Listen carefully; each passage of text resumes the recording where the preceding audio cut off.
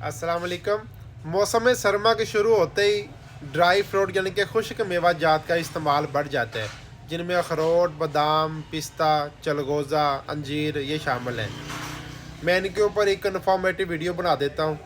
जितने भी dry fruits हैं आपका इसका बहुत फ़ायदा होगा। आप जो भी खाना चाहें अपनी मर्ज़ी से खा सकती हैं। आपको पता होना चाहिए कि ये मैं अगर अखरोट खा रहा हूँ तो इसके क्या फ़ायदे हैं। अखरोट, सबसे पहले अखरोट की बात कर लेते हैं तो ये तिब में इस्तेमाल होने वाली एक आम ड्राई फ्रूट है।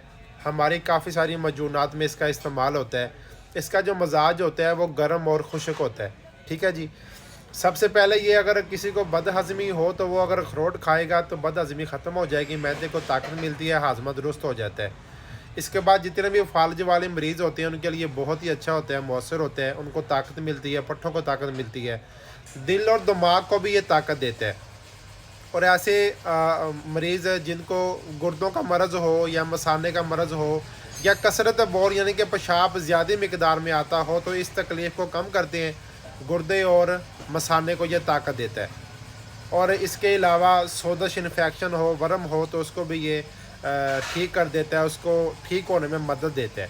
इसका इस्तेमाल आप सुबह शाम 1 से 2 अखरोट कर सकते हैं और रात को सोते वक्त सिर्फ 2 अखरोट खा के ऊपर से दूध पी सकते हैं। ठीक है जी। ऐसी इन्फॉर्मेटिव वीडियो के लिए मुझे फॉलो कर लीजिएगा। इंशाल्लाह जितने ड्राई फ्रूट बाकी हैं उनके ऊपर मैं वीडियो बनाता रहूँगा, तो आपको इससे इंशाल्लाह बहुत फ़ायदा होगा। हकीम लश्कर मादी को इजाज़त दीजिए। अल्लाह हाफिज़।